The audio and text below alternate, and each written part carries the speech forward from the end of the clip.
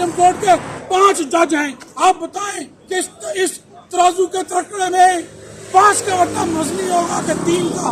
ان شیطانوں نے، ان ویٹیکن ایجنٹوں نے، ویٹیکن کی اسٹیبلشمنٹ نے پاکستان کی عدلیہ کو جان بوجھ کے اس ضلالت کے درجے میں پہنچایا ہے کہ وٹا 5 کا رکھا ہے، تولتے 3 کے ساتھ ہیں. یہی وجہ ہے کہ اس ملک میں اسلام کا کوئی قانون یا بدماش پاس نہیں ہونے دیتے.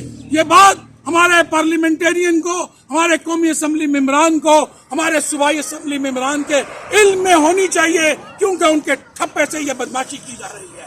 کیا یہ ثبوت نہیں ہے کہ پاکستان کی ساری سیاسی جماعتیں فیل ہو چکی ہیں؟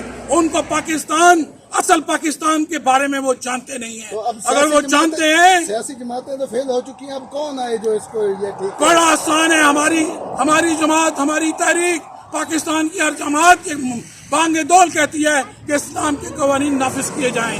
تو جو طریقہ میں نے بتایا ہے، قائد اعظم محمد علی جناح رحمۃ اللہ کی اکلوتی منسٹری کو بحال کیا جائے.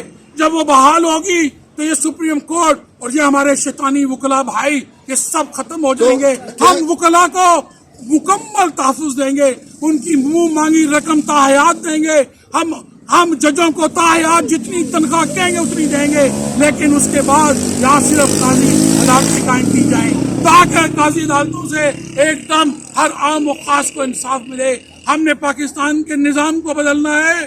ہماری پوری قوم تیار ہے. اگر کوئی تیار نہیں ہے تو اسٹیبلشمنٹ نہیں ہے. یہ اسٹیبلشمنٹ ہمارے آگے کھڑی نہیں ہو سکتی. اگر ہم ایک قوم بن جائیں، وہ قوم بن جائیں جنہوں نے پاکستان بنایا تھا. آج ہم بلوچی ہیں، آج ہم سندھی ہیں، آج ہم انفرادی سطح پر ہم بکھرے ہوئے لوگ ہیں. ہمیں ایک قوم بنا ہے. ہم نے جب تک ایک قوم نہیں بنیں گے ہم کسی صورت میں کامیاب نہیں ہو سکتے.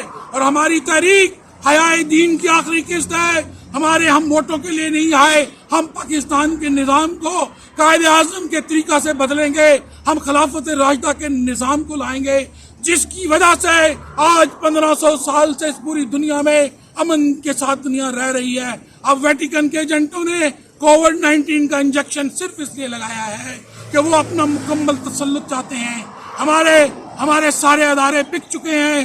آج دیکھ لیں، اتنے بڑے اسلام آباد میں کوئی شیطانی میڈیا ہمیں کور کرنے نہیں آیا، کیونکہ یہ ان کے غلام ہیں. یہ ان کی اجرت پر رہنے والے یہ 2 ٹکے کے ملازمین ہیں. ان کا کوئی ایمان نہیں، ان کے اندر کوئی غیرت نہیں. ہمیں کسی کو نیچا دکھانا نہیں. ہمیں اپنی قوم کو اپنے گریبان میں چھانک کر ہم نے کلمہ پاکستان کے مطلب کلمہ کو ہم نے قائم کرنا ہے. کلمہ طیبہ تو ہم سب نے پڑھا ہے، عمران خان نے بھی پڑھا ہے، لیکن ہم ساری قوم انکلوڈنگ عمران خان شجرہ طیبہ کی آبیاری کرتے ہیں، شجرہ خبیثہ کی آبیاری کرتے ہیں. کسی نے آج تک شجرہ طیبہ کی آبیاری نہیں کی.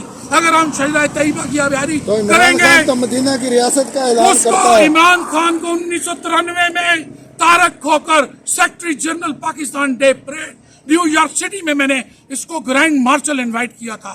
اس کو سب سے پہلے میں نے چلتے ہوئے float new York city Manhattan میں یہ کہا تھا کہ خان صاحب آج آپ قوم کے سب سے بڑے ہیرو ہیں.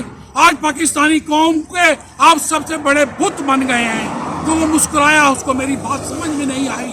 تو میں صلاح الدین مرحوم تکبیر کے مدیر اور جنرل حمید گل صاحب ان کے میں لیکچر ہم نے سنے ہیں نیو یارک میں. ہم نے جنرل محمد ضیاء اللہ اصلی پاک فوج کے لیکچر سنے ہیں. انہوں نے یہ لیکچر دیا ہے کہ پاکستان ثانیہ مدینہ ہے. میں نے عمران خان کو